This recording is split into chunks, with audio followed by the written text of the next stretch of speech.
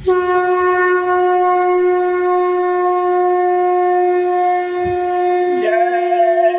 गुरुदेव, जय गुरुदेव। मन को मोड़ सत्संग में आओ, लोक परलोक दोनों फल पाओ। गाय को राष्ट्रीय पशु बनाओ, धरती पर सतयुग ले आओ। गुरुदेव। तुम्हारा काम केवट का किनारे नावला देना, चढ़ा कर मुझ भिखारी को गुरु पार कर देना। समझो कि उसने सोचा, लगाया दिमाग बुद्धि कि अपनी टीम बना ले, तो ऐसे तो ना कोई कटाएगा नहीं। तो कहा देखो भाई, नाक कटाने से भगवान दिखाई पड़ते हैं, नाक कटाने भगवान दिखाई पड़ने लगे। अच्छा, नाक कटाने भगवान दिखाई पड़ते हैं तो भगवान हमको भी दिखाई पड़ने लगेंगे।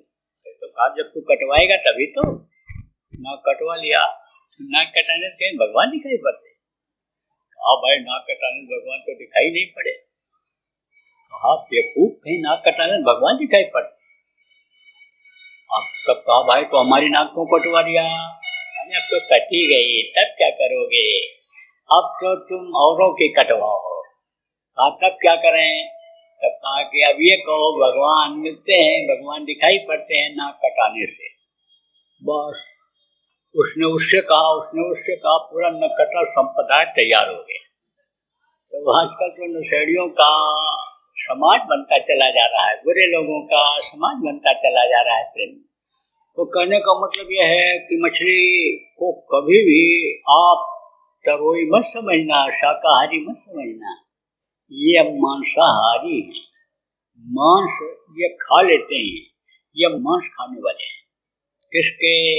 गाय के, बैल के, भैंस के, जो बहकर नदी तालाब में चला जाए आप ये समझो मछली उसको खा जाती है। खकार के ठोक दो, टट्टी करके धोने के लिए जाओ, मछली खाएगी। उसका काम क्या है? सफाई करना। जब मर जाती है तो गीद और कौवा खाते हैं उसको। तो गीद और कौवा जो कुछ खाते हैं वो आदमी का भोजन हो सकता है? कौवा तो सुबह सुबह उठ करके क्या खाता है? जहाँ आप गंदगी करके आते हो, लेट्रिन टट्टी करके आते हो, वो खाता है। तो आदमी उसको खाएगा? अरे लेट्रिन किसी को खिलाओ तो कोई खाएगा? थप्पड़ मारेगा कहोगे। तो अब आप ये समझो बहुत गंदी चीज है मछली। और से अज्ञानी डॉक्टर कहते हैं अंडा खाओ ताकत आ जाएगी। लेकिन उसी डॉक्टर से कहो, डॉक्टर साहब मुर्गी की टट्टी खाओगे, मुर्गी की लेट्रिन खाओगे, पेशाब पियोगे? थप्पड़ मार के भगाएगा, गाली दे के भगाएगा अगर कह दोगे डॉक्टर से। अब है क्या चीज? यही है टट्टी पेशाब का खराब हिस्सा और मासिक धर्म का खराब खून। यही जब बनता है, इकट्ठा होता है, तब अंडा बन जाता है। अंडा कभी मत खाना। आप समझो शराब में तो 1000 हो गए। तो शराब पीता, मांस खाता, व्यभिचार करता, खून कत्ल करता, बाल बच्चों को मारता, जमीन जायदाद को बेचता, क्या क्या बुरा करने का। शराब मत पीना। और आपको बताया कम खाओ, बीमारी नहीं आएगी। कम खाओगे तो लड़ाई झगड़ा से बच जाओगे, छोटे बन जाओगे, सब प्यार करने लगेंगे। कोई कितना भी अकड़ करके चलता हो, उसका पैर पकड़ लो, वो भी झुक करके उठाता है, उसको भी झुकना पड़ता है। बुढ़ों के पास बैठना चाहिए। ये जो फटा पैंट पहनने वाले लड़के हैं, बुढ़ों पर नहीं बैठते। ये जो नेकर बनियान पहन करके ये बाजार में चली जाती हैं बहुएं, ऊंची हेड़ी पहनती हैं, बाल खोल के चलती हैं, जिनको शर्म हया नहीं है, वो कहती अनपढ़ सास है, इसके पास हम क्या बैठे हैं, हम तो पढ़ी लिखी हैं, ये हमको क्या ज्ञान देगी, क्या बताएगी। लेकिन समझो कि कोई डॉक्टर लड़की है, पढ़ करके आई डॉक्टरी, दूसरे के पेट से बच्चे को तो निकाल देगी, लेकिन उसके पेट में जब बच्चा आएगा तो अपना पेट फाड़ करके ऑपरेशन करके बच्चे को बाहर निकाल पाएगी। अनपढ़ सास आराम से हाथ पैर करके बाहर निकाल देगी बच्चे को। इतना अनुभव गृहस्थी का होता है। बुढ़ा बैठा रहता था, बुढ़ापे में कुछ नहीं हो पाता, सारी इंद्रियां शिथिल हो जाती, हाथ पैर सब ढीले पड़ जाते, कभी कभी बोलने की इच्छा नहीं होती है, जबान तुतली हो जाती है, आवाज बदल जाती है, कान की भी समझ शक्ति कम हो जाती है। बुढ़ापे में बुढ़ापा बड़ा कठिन होता है, समय पास करता नहीं। तो बुढ़ा बैठा रहता था, लड़के जाते थे तो कभी कुछ बता देता। एक दिन बैठा हुआ था, तबीयत नरम थी, लड़के गए, पूछे बाबा कुछ सुनाओ, बताओ। कुछ नहीं बोला, बोलने की इच्छा नहीं हो रही थी। फिर बोले लड़के, बताओ कुछ बाबा, सुनाओ। फिर नहीं बोला। एक लड़के ने कहा ये डर गए, इसलिए नहीं बोल रहे।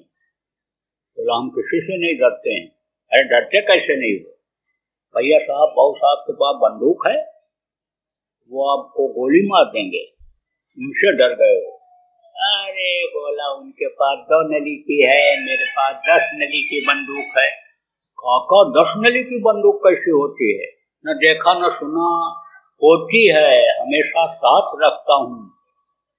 एक काका तुम तो धोती पहने बैठे हुए हो, बनियान कुर्ता भी कुछ नहीं, कहाँ रखे हो 10 नली की बंदूक? अरे है, दिखाओ। ऐसे नहीं दिखाता हूँ, मौके पर दिखाता हूँ। अब इनकी इच्छा बढ़ गई, कहाँ रखे हैं, 10 नली की बंदूक कौन सी है? पैर में दबाने लगे, दाढ़ी वाड़ी में हाथ लगाने लग गए।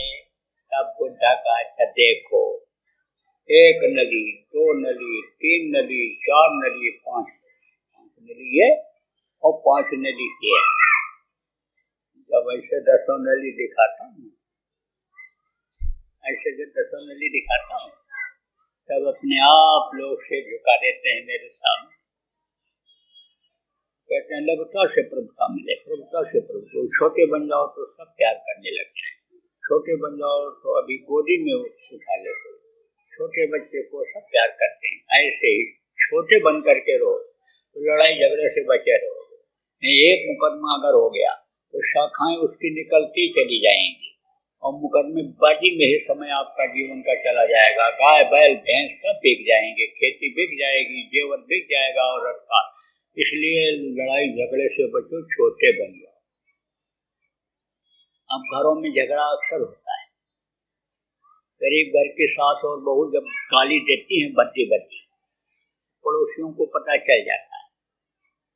बड़े घरों की सास और बहू जब अंग्रेजी में गाली देती हैं, अब नहीं पता चलता है लोगों को, लेकिन झगड़ा का क्या होता है। अब आप ये समझो उसको कैसे टालें, रगड़े को कैसे टालें। रोज रोज का रगड़ा कैसे खराब होता है, तो रगड़ा झगड़ा में बदल जाता है। पहले तो देखो बातों की लड़ाई होती है, जिसको वाक युद्ध कहते हैं, फिर मुक्के मुक्का होने लगता है, फाइटिंग चलने लगती है, तब कहते हैं कि मल युद्ध चालू हो गया, फिर कोर्ट कचहरी की लड़ाई चालू हो जाती है, तलाक के मुकदमे, दहेज के मुकदमे चालू हो जाते हैं। तो उसको कैसे बचाओ, उसको भी बर्दाश्त करो। बातें तो बहुत हैं बताने को, समय नहीं है प्रेमियों। कभी आप सत्संग में आओगे, बातें तो बताई जाएंगी आपको कि किन किन वजह से घर में झगड़ा हो जाता है, सास बहू में, भाई भाई में, किन वजह से, किन किन कारणों से होता है। लेकिन इतना समय नहीं है। लेकिन मोटे तौर से आपको बता कि आप देखो कि कोई अगर गुस्से में है तो बोलो ही नहीं, चुप हो जाओ। और ना बर्दाश्त हो तो कान में उंगली लगाओ और कपड़ा डालो ऊपर से, भजन पर बैठ जाओ। पुराने लोगों को मालूम है, नए लोग जो आए हो उनको आज भजन करना सिखाऊंगा, उसी तरह से बैठ जाना, तो घर का झगड़ा झंझट फिर नहीं होगा। क्रोध एक अग्नि होती है, कुछ समय तक रहती है, उसके बाद बुझ जाती है, चुप हो जाता है, बोलने वाला खूब बोलता है, हाथ पैर सब पटकता है, लेकिन फिर चुप हो जाता है, शांत हो जाता है। बोलवाओ तो बोलता नहीं, थक जाता है बोलते बोलते। तो गुस्सा शांत हो जाएगा तो समझो झंझट से छुटकारा हो जाएगा।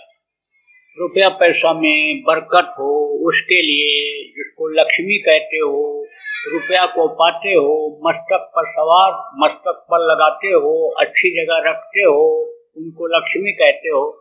उनको मेहनत करके लाओ, ईमानदारी से कमाई करो। किसी को मार काट के छीन के लाओगे, दिल दुखा के लाओगे तो वो चली जाएंगी, रुकेंगी नहीं। अच्छे काम में लगाओगे और मेहनत से लाओगे तो बढ़ती चली जाएंगी। जुआ में जीत करके जो लाता है 1 घंटे में ही करोड़पति हो जाता है, लेकिन दूसरे दिन खुश नहीं रहता, घर का भी गंवा के चला आता है, हार जाता है। तो लक्ष्मी से नहीं रुकती, मेहनत ईमानदारी की कमाई से रुकेंगे। यह है सूत्र लोक बनाने का। अब पर लोक बनाने का रास्ता बताऊंगा, वो नाम बताऊंगा कि जिस नाम को याद करने पर अन्य समझो कि आप आना जाना ऊपरी लोगों का भी शुरू हो जाएगा, घर में ही बैठ करके। ध्वन्यात्मक नाम है। जब से सृष्टि बनी तब से यह नाम है, और जब तक धरती आसमान रहेगा तब तक यह नाम रहेगा, कभी भी खत्म नहीं हुआ। ये नाम अभी रहेगा। आप ये समझो कि यह नाम कब खत्म होता है, जब महाप्रलय होता है। महाप्रलय इतना जल्दी नहीं होता, यह नाम अभी रहेगा। ये तो है ध्वन्यात्मक। एक होता है वर्णात्मक। वर्णात्मक नाम किसको कहते हैं? जो निमित्त अवतार होते हैं, कुछ काम करने के लिए आते हैं, जिस काम को करने के लिए आते हैं उस काम को करके चले जाते हैं। जब जरूरत होती है धर्म की स्थापना की, दुराचारियों के संहार की, तब उधर से आते हैं लोगों के फायदा के लिए, लोगों के रक्षा के लिए, अपने काम में मदद के लिए एक नाम को जगाते हैं। जैसे राम आए थे, राम नाम को जगाया था, राम नाम से लोगों को मदद मिली। आपको याद होगा, आप तो अवध भूमि के हो, धार्मिक स्थान अयोध्या के पास के हो, आप तो कथा सुनते रहते होगे। राम के चरित्र का जो वर्णन किया गोस्वामी जी ने, रामचरितमानस लिखा, उसमें ये सारी चीजें लिखी हुई मिलती हैं। तो राम जब जा रहे थे लंका पर विजय प्राप्त करने के लिए, तो समुद्र में पुल बनाने की जरूरत पड़ी थी। पत्थर पर राम राम लिख करके समुद्र में डाला गया था, सारे पत्थर तैरने लगे थे। मदद मिली थी राम नाम जगाने से उनको, कि पुल बन गया। थोड़े ही पत्थर डाले गए लेकिन तैरते ही रहे, और उसी के ऊपर से पूरी सेना उनकी बंदर की चली गई। तो आप समझो प्रेमियों, राम नाम लिखा हुआ था विभीषण की कुटिया पर, भक्त की रक्षा हुई, भक्त का घर बच गया लंका दहन। जब वो चले गए, कृष्ण आए तो उन्होंने कृष्ण नाम को जगाया। कृष्ण कृष्ण जिसने जहाँ पर पुकारा, कृष्ण खड़े हुए मिले। कलयुग आया, सतनाम को जगाया। कबीर साहब ने वाहे गुरु को जगाया। नानक साहब ने राधा स्वामी नाम को जगाया। सुदयाल जी महाराज ने, और जय गुरुदेव नाम को गुरु महाराज ने जगाया। तो जब नाम को जगा लेते हैं तो परमात्मा की पूरी शक्ति उस जय गुरुदेव नाम में भरी रहती है। वो भी नाम महापुरुष जगाते हैं, और उस नाम के पुकारने से वो मालिक मदद कर दिया करता है। जगाते कैसे हैं ये भी आपको बता दें। आपको नहीं पता है कि आप कहाँ से जुड़े हुए हो। बहुत पतले तार से जुड़े हुए हो परमात्मा से, प्रभु से आप जुड़े हुए हो। अब आप समझो प्रेमी कि तार कट जाता है, जब जैसे पतंग का तार कट जाता है नीचे गिर जाता है, ऐसे तार ही कटता है तो ये शरीर धड़ाम से गिरता है। ऐसे ही महापुरुष जब नाम को जगाते हैं पतले तार से उस मालिक से जोड़ देते हैं। जब उस नाम से पुकारोगे तुरंत मदद करेगा। ये जय गुरुदेव नाम में परमात्मा की पूरी शक्ति भरी हुई है। आप समझ लो, और आप चाहो तो प्रचार भी कर दो जय गुरुदेव नाम का। कि कोई शाकाहारी सदाचारी नशा मुक्त व्यक्ति मुसीबत के समय जय गुरुदेव नाम बोलेगा तो मदद तो होगी। आप चाहे नए हो और चाहे पुराने हो, आपके घर में तकलीफ रहती हो, आपको कष्ट रहता हो, तो आप पूरा परिवार को इकट्ठा करके सुबह शाम 1 घंटा जय गुरुदेव नाम के ध्वनि बोलना शुरू कर दो। और जितने नामदानी है सब लोग ध्यान भजन करना शुरू कर दो। और घर में गंदगी ना आने पाओ। जहाँ पर नाम ध्वनि बोलो उस घर में मांस मछली अंडा शराब नहीं आना चाहिए। और यह मानो मंदिर भी न गंदा होने पावे, इसके अंदर नहीं जाना चाहिए। पाप से बचना है और बचाना है। मांस खाने वाले को, बनाने वाले को, लाने वाले को, निकालने वाले को, सबको बराबर पाप लगता है। तो पाप को घर से निकालना है, पाप नहीं होना चाहिए घर में। अगर आप कुछ दिन करके देखोगे तो आपको फायदा दिखाई पड़ने लगेगा। 1 घंटा सुबह जय गुरुदेव नाम के ध्वनि बोलना शुरू कर दो, कल से ही कर दो। देखो बच्चों, धार्मिक भावना तो है, आदमी से ज्यादा धार्मिक भावना औरतों में रहता है। और औरतें अनिसंजों की बहुत सी ऐसी हैं तो जो धार्मिक भाव रखते हुए और बरकत दिलाती हैं। सीखा किससे सीखा? बुजुर्ग माताओं से सीखा। बुजुर्ग माताएं क्या करती थी? भोजन बनाने के लिए जब जाती थी, चावल बनाऊं तो 1 चुटकी चावल, आटा बनाऊं तो 1 चुटकी आटा, दाल बनाऊं तो 1 चुटकी दाल रखती जाती थी रोज। और जब इकट्ठा हो जाए तो उसको बना करके गरीब गुरबे को खिला देती थी, भूखे को खिला देती थी, भंडारों में दे देती थी। भूखों को खाने को मिल जाता था, बरकत उससे बढ़ जाती थी। 5 आदमी का भोजन बने, छठवा आ जाए तो वो भी खा जाता था और प्रसन्न रहता था, पेट भर जाता था। चाहे थोड़ा ही खाए, घर का भी आदमी तो प्रसन्नचित रहता था। बहुत सी लोग तो आप निकालती हो, लेकिन आप अगर जय गुरुदेव नाम की ध्वनि बोल करके भोजन बनाने के बाद और फिर खाओ और खिलाओ तो प्रसाद बन जाएगा। और प्रसाद के लिए जैसे टूट पड़ते हो, दौड़ते हो कि थोड़ा ही मिल जाए, तो प्रसाद का लाभ उसमें मिल जाएगा। तो जब भी भोजन बनाओ तब आप जय गुरुदेव नाम की ध्वनि बोल करके खाओ और खिलाओ लोगों। अब कैसे बोलना है जय गुरुदेव नाम की ध्वनि, ये भी आपको बता दूं। जय गुरुदेव, जय गुरुदेव, जय गुरुदेव, जय जय गुरुदेव।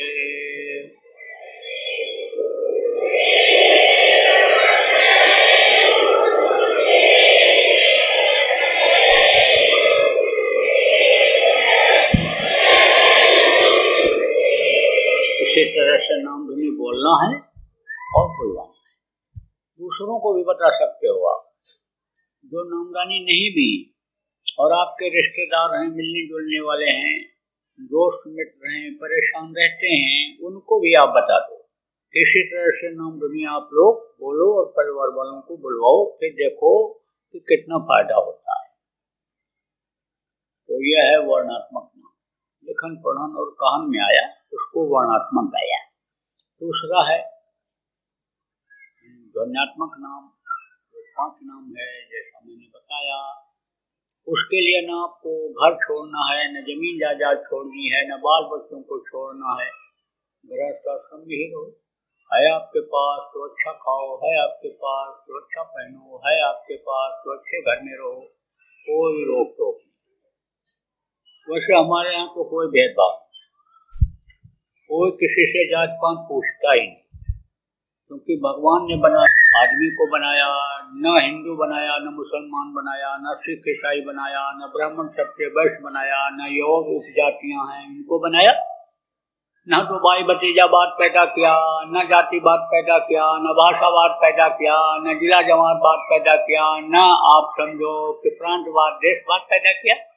उसने तो इंसान बनाया, सबकी हड्डी एक जैसी, सबका मांस एक जैसा, सबके आंख कान पैर टट्टी पेशाब का रास्ता सबके, और जीवात्मा सबकी एक जैसी है, सबकी एक जैसी। कोई कहीं भी है, किसी भी देश में है, किसी भी प्रांत में है, सबके अंदर जीवात्मा परमात्मा की एक ही जैसी है। अब ये जरूर है कितनी छोटी है कि इन बाहरी आंखों से आप देख नहीं सकते हो, लेकिन सबके अंदर एक जैसी है। तो जो जीवात्माओं को देखता है, परमात्मा को मानता है, वो परमात्मा की अंश, ईश्वर अंश जीव अविनाशी इस जीवात्मा को भी अपना मानता है, तो प्रेम करता है। गुरु महाराज के यहाँ भी कोई भेदभाव नहीं था, हमारे पास भी कोई भेदभाव नहीं है। लेकिन आप कहोगे भाई हमारा जाति धर्म खत्म करा देंगे, ये तो अभी कुछ और कहने लग जाएंगे, तो हम वो भी नहीं कुछ कहना चाहते। आप जहाँ खाते हो, जिसके साथ बैठकर खाते हो, जिस बिरादरी में जाति में आप खाते हो, शाकाहारी भोजन वही खाना, लड़का लड़की का शादी ब्याह आप वही करना। ये जरूर कहता हूँ कि लड़के और लड़कियां जब ये पढ़ाई लिखाई कर लें, जब ये शादी ब्याह के योग्य हो जाएं, तो तुरंत शादी ब्याह आप कर दो, इनको न खोजना पड़े, नहीं तो इनके लिए धोखा हो जाता है। जाति बदल करके, धर्म बदल करके लड़कियों को धोखा दे देते हैं, लड़कियां लड़कों को धोखा दे देती हैं, और वही जीवन जो सुखमय होने का नर्क बन जाता है, वही कोर्ट कचहरी में दौड़ाता है, वही जान भी ले लेता है। रूप पर, रंग पर, विद्या पर, धन पर लोग चले जाते हैं, 2 महीना भी नहीं बीतता है, दहेज के मुकदमे चालू हो जाते हैं, घर भर को जेल जाना पड़ता है। ऐसा काम मत करो, समय से काम को कर दिया करो। लड़का लड़की के शादी ब्याह की चिंता रखो, समय पर कर दो, ये जरूर कहता हूँ। आपको जो परंपरा बना रखा है उसको तोड़ने के लिए नहीं कहता हूँ। अब आप कहोगे एक परंपरा तो आप तोड़ दे रहे हो, नामदान लेते समय, दीक्षा लेते समय, मंत्र लेते समय कुछ दक्षिणा दिया जाता है, और बहुत से लोग तो पहले ही दक्षिणा रखवा लेते हैं, रोटी धोतल निगोटी सब लिखा देते हैं, ये सामान ले और तब कान फूकेंगे, कंठी बांधेंगे, आप लगाएंगे, और आप तो कहते हो कोई दक्षिणा का नाम ही नहीं लेते हो। तो दक्षिणा देने का मौका तो है, आपको दे दो, वो भी परंपरा बनाए रखना चाहता हूँ। दक्षिणा देना क्या है, आप अपनी बुराइयों को यहीं छोड़ जाओ। अभी तक जो आपने बुराई किया, हाथ से, पैर से, आंख से, कान से, शरीर से, अब बुरा कर्म मत करना। जो भी आपने मांस खाया, मछली खाया, अंडा खाया, शराब पिया, ताड़ी अफीम का सेवन किया, बुध नशा नशा जिससे माँ बहन बहू बेटी की पहचान खत्म हो जाती है, ऐसे नशे का सेवन मत करना जो आपने अभी तक किया। तौबा कर लो, काम पकड़ लो, यही सबसे बड़ी आपकी होगी दक्षिणा। किसी को यहीं छोड़ जाओ बुरे कर। देखो ये बता देता हूँ कि बड़े होशियारी से ये 2021 के वर्ष में आपको रहना रहेगा। ये 2020 से ये जो 2021 का साल है ये खराब जाएगा हर मामले, चाहे बीमारी हो, चाहे लड़ाई झगड़ा हो, चाहे ये अपहरण बलात्कार हो, चाहे ये ठगी हो, चाहे आंधी तूफान हो, चाहे धरती का हिलना हो, चाहे ओला पत्थर गिरना हो, ये पिछले साल से ज्यादा सब होगा। बड़ी सावधानी से रहना, लालच ज्यादा मत करना, नहीं तो ठग जाओगे, ठगी बहुत बढ़ेंगे। देखो गुरु महाराज ने टाट पहनाया, बोरा पहनाया, और मैंने लोगों को गुलाबी कपड़ा पहनाया, मुसीबत में बचत के लिए, मुसीबत में रक्षा के लिए। मैंने जो गुलाबी पहनाया, गुरु महाराज ने जो टाट पहनाया, ये दोनों पहन करके आपके घर में कोई आवे, तरह तरह का लालच दे, तो पैसा कौड़ी उसको मत दे। कहते हैं ना, एक का 4 गुना करा देंगे, नौकरी लगवा देंगे, प्रमोशन करा देंगे, एडमिशन करा देंगे। घर में जिसको जानो समझो, बहुत नजदीकी हो, रिश्तेदार हो, उसी को बैठने दो, बाकी दूर से ही रिश्ता रखो। इस समय कब किसकी नीयत खराब हो जाए प्रेमियों कहा नहीं जा सकता है। बहुत ही संभल करके रहने की, चलने की आवश्यकता है। देखो, देश प्रेम बनाए रखना, देश की संपत्ति आपकी अपनी संपत्ति है। आप देश की संपत्ति का नुकसान करने का, इस धरती पर खून बहाने का, किसी की जान लेने का, अपना जान देने का कोई भी काम प्रेमियों मत कर। आप नियम कानून का पूरा पालन करना, हो सके किसी की मदद कर दो, बुरा मत जाओ, भूखा आ जाए रोटी खिला दो, प्यासा आ जाए पानी पिला दो, जो आपका गृहस्थ का धर्म है उसका आप पूरा पालन करो। भजन ध्यान सुमरन करते रहना, शाकाहारी सदाचारी दर्शन देते लेते रहना। बोलो जय गुरुदेव।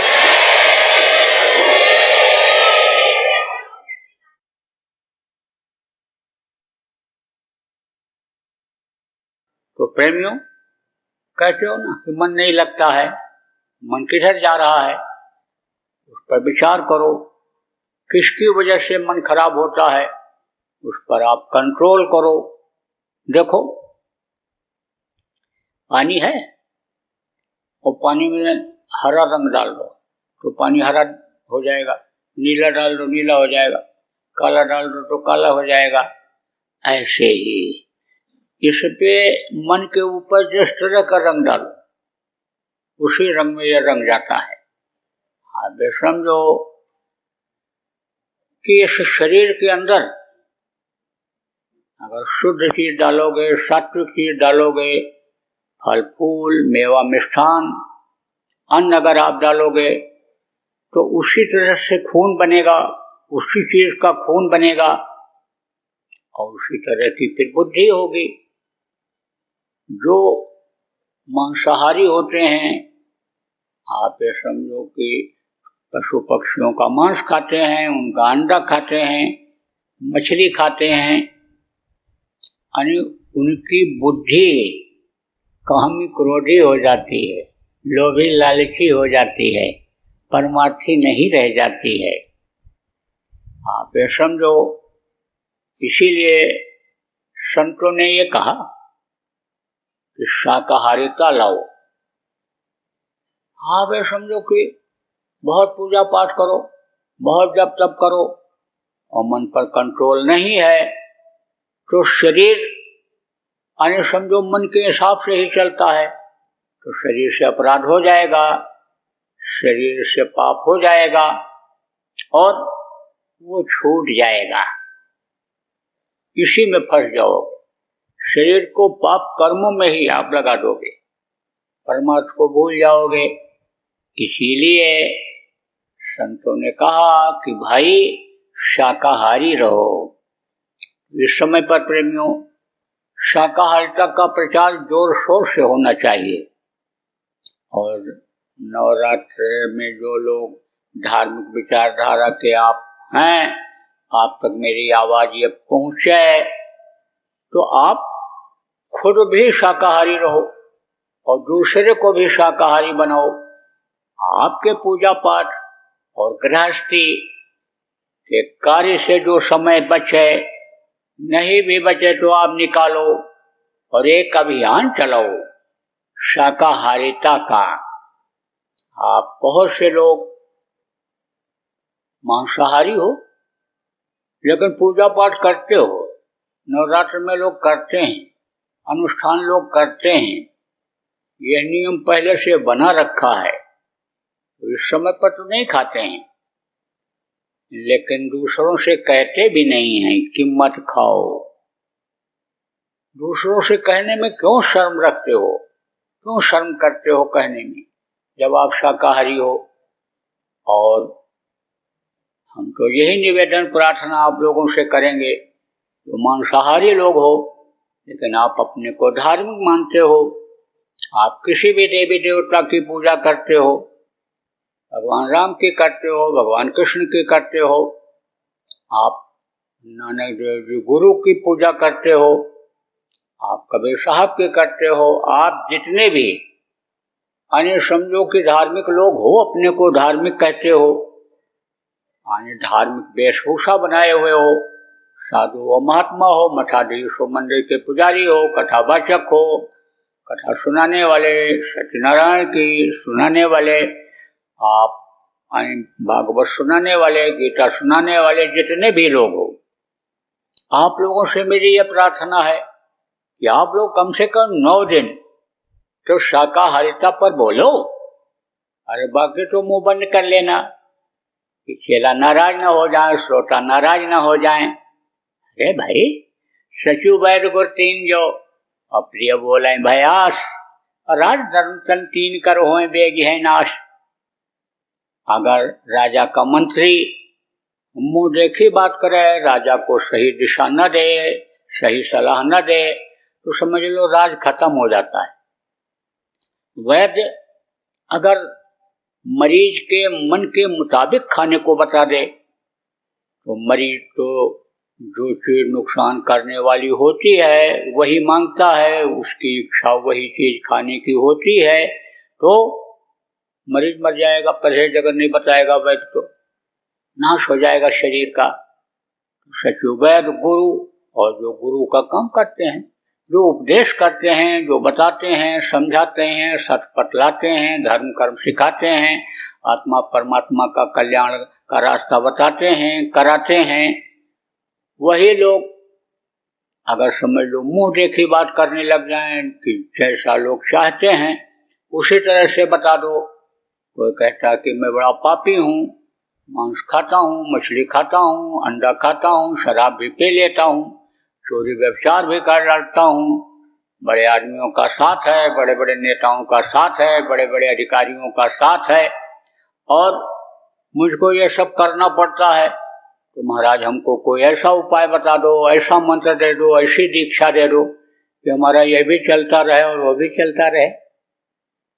तो अब अगर ये जो गुरु का काम करने वाले आप लोग हो, आपने अगर उसके मुंह देखी बात करी, बोले कोई बात नहीं है, समझ लो उसके पाप से आपको दबना पड़ेगा, कर्मों से दबना पड़ेगा।